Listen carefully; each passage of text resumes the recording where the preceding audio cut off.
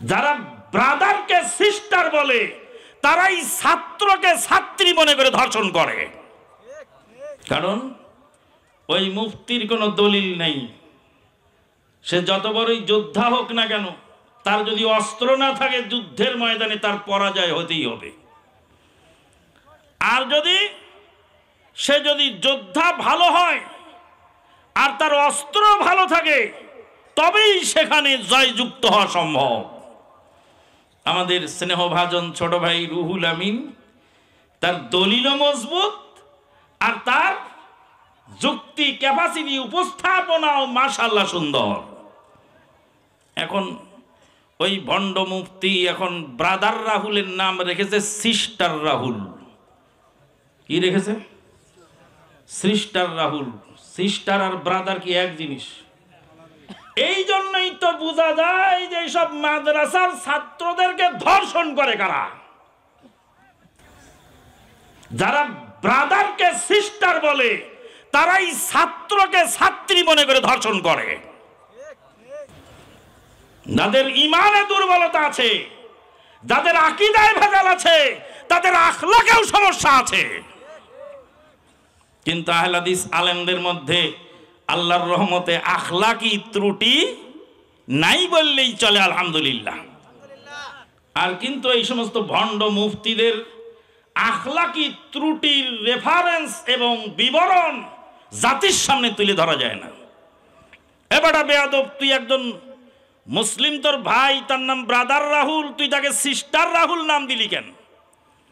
তার মানে দলিলে না ফেরে, না ডরে জলিলে, না মানে দলিলে, না ডরে জলিলে, না মানে দলিলে, নাহি মানে সারা শামুকের বিষে মতি ঢুঁড়িতেছে কোন আশ্চর্য দিশাহারা। এরা কোন কবির কবিতা? মুন্সি ফসিহুদ্দিন। কবির নাম কি? মুন্সি ফসিহুদ্দিন। মুন্সি ফসিহুদ্দিন বলছেন, হিন্দু মুশরিকেরা আর বেদাতীরা, হিন্দু মুশরিকেরা আর বেদাতীরা রাখে দোস্তি অতিশয়, তাই দেখে মোহাম্মদী গনে মনে মনে জ্বলে পুড়ে মরে হায় আল্লাহ কি দায়। না ডরে জলিলে, মানে জলিলকে ডরায় না, না ডরে জলিলে, না মানে দলিলে, নাহি মানে সারা শামুকের বিষে মতি ঢুঁড়িতেছে কোন আশ্চর্য দিশাহারা। মতি কি শামুকে না ঝিনুকে? কথা বলেন, কোথায় মতি পাওয়া যায়? ঝিনুকে। কিয়ামত পর্যন্ত শামুকের মধ্যে মতি খুঁজলে পাওয়া যাবে? হেদায়েত কি কুরআনে না হেদায়া কিতাবে? কুরআনে। হেদায়েত কি কুরআনে না বেহেশতি জোরে? হেদায়েত কি কুরআনে না ভেদে মারিফতের মধ্যে? কোথায় হেদায়েত? কোরআনে। তাই মুন্সি ফসিউদ্দিন বলছেন, শামুকের বিষে মতি ঢুঁড়িতেছে কোন আশ্চর্য দিশাহারা। আশ্চর্য দিশাহারা পাগল পারা হয়ে গেছে। তোমার মতো ভণ্ড মৌলবী যখন কোরআন এবং হাদিসকে জলাঞ্জলি দিয়ে সিটিংবাজি করে জাতিকে ক্ষতিগ্রস্ত করো, তখন জেনারেল শিক্ষিত লোককে দিয়ে আল্লাহ তোমাকে অপমান করায়। সুলাইমান আলাইহিস সালামের মতো জলিলুল কদর নবীকে কে শিখালো? কথা বলেন, কে? হুদুদ পাখি। আর কে শিখালো? পিঁপড়া। তাহলে পিঁপড়ার কাছ থেকে যদি জলিলুল কদরের নবী সুলাইমান আলাইহিস সালামের শিক্ষা থাকে, হুদুদ পাখির কাছে যদি সুলাইমান নবীর শিক্ষা থাকে, তোমার মতো মুফতির ব্রাদার রাহুলের কাছেও শিক্ষণীয় আছে। ডাক্তার জাকির নায়েকের কাছে কি আছে? শিক্ষণীয় আছে। এক ভণ্ড মুফতি বলছে, ডাক্তার জাকির নায়েক যদি ঢাকায় আসে তো এয়ারপোর্ট ঘেরাও করব। কি ঘেরাও করবে? এয়ারপোর্ট ঘেরাও করবে। ওই ভণ্ড মুফতি দুনিয়াতে জীবনে কোনোদিন একজন অমুসলিম কাফেরকে মুসলমান বানাতে পারে নাই। কিন্তু ডাক্তার জাকির নায়েকের ওসিলায় তামাম বিশ্বে প্রায় 3 কোটি লোক ইসলাম গ্রহণ করেছে। কয় কোটি?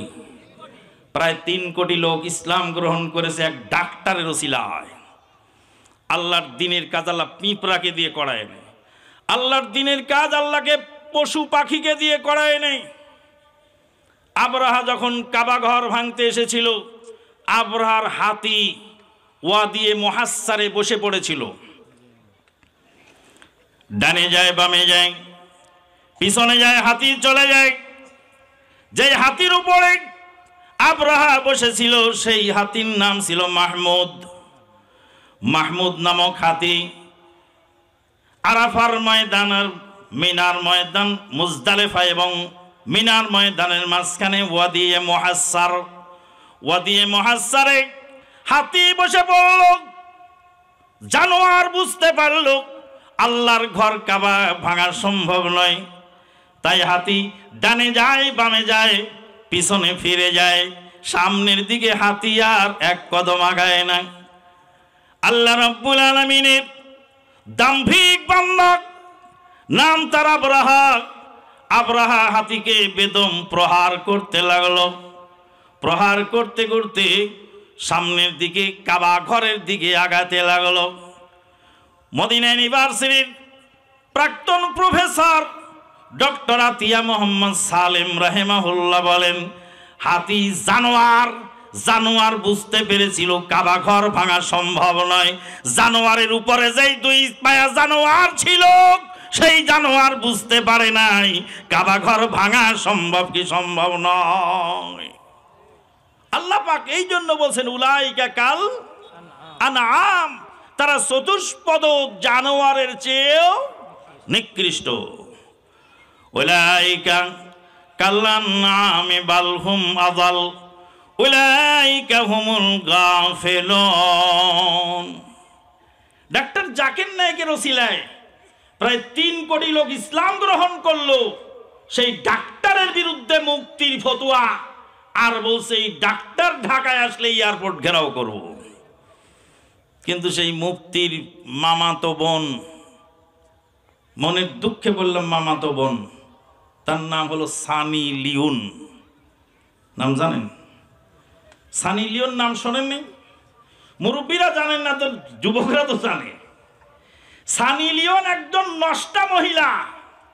এই সানি লিওন যখন বাংলাদেশে ঢুকলো তখন মুফতি ঢাকা এয়ারপোর্ট ঘেরাও করলো না, আর মুফতি চুপ করে বসে রইল, কোনো কথাও বলল না।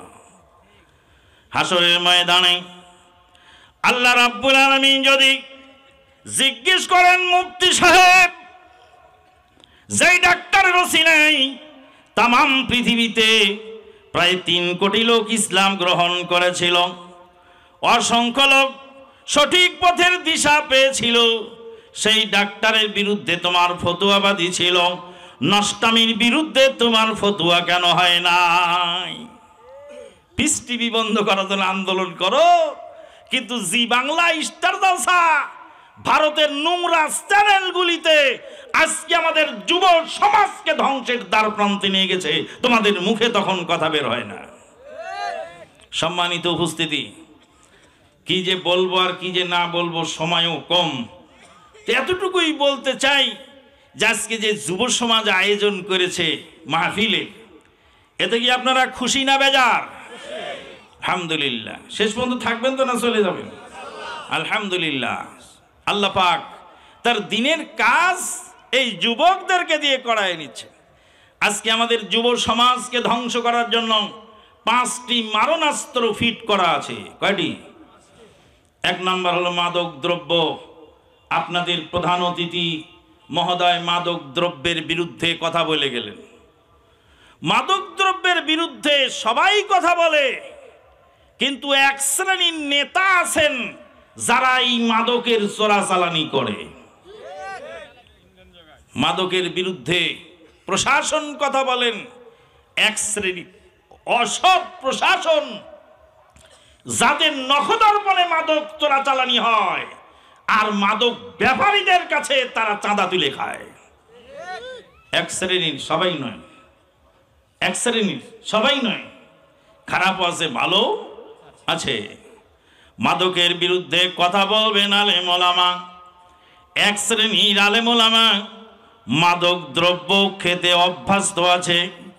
বিড়িখোর, তারিখোর, মদখোর, গাঁজাখোর, আড়ালে নিরালাই খায়, মদখোর নিরালাই খায়, গাঁজাখোর আড়ালে খায়, মদখোর আড়ালে খায়, হিরোইনসি আড়ালে হিরোইন খায়, ইয়াবাখোর গোপনে কি ইয়াবা খায়।